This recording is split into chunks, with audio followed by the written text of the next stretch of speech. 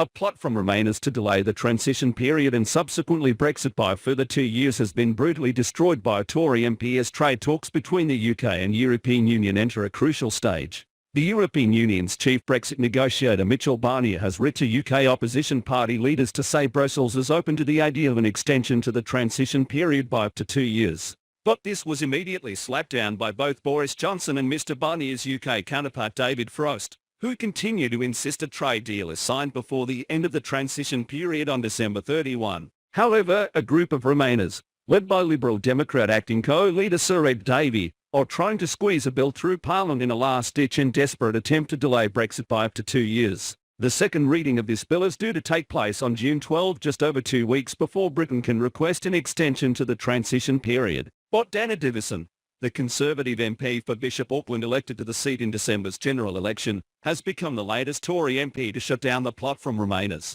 In a post on Twitter, she pointed towards text in the Conservative manifesto that stated, "We will negotiate a trade agreement next year, one that will strengthen our union, and we will not extend the implementation period beyond December 2020. The Bishop Auckland MP said she had received several requests for her to support an extension to the UK transition period with the EU and to delay Brexit. But Ms Davison tweeted, "A lot of people have emailed asking me to support an extension to our EU transition period, in other words, to delay Brexit. Many of these emails have come from a pro-EU campaign group. In December, I was elected in Bishop Auckland on this manifesto, so the answer is no." The post-Brexit trade talks between the UK and EU began in March, but quickly descended into chaos as the two sides traded brutal blows over each other's negotiating strategy and demands being made in any subsequent agreement.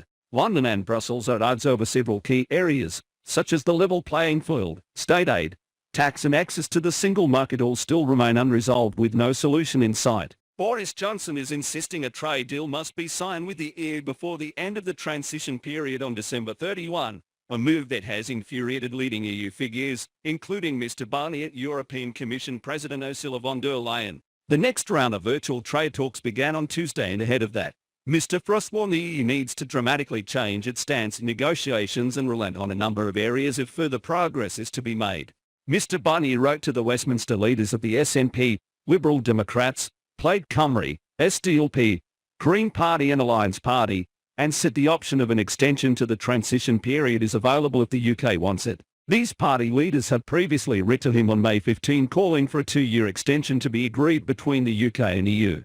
But the UK chief Brexit negotiator David Frost insisted to MP the UK will not be extending the Brexit transition period beyond the end of this year. Speaking before a Commons committee on the future relationship with the EU following recent negotiations, he said, "That is the firm policy of the government that we will not extend transition period, and if asked we would not agree to it," he said.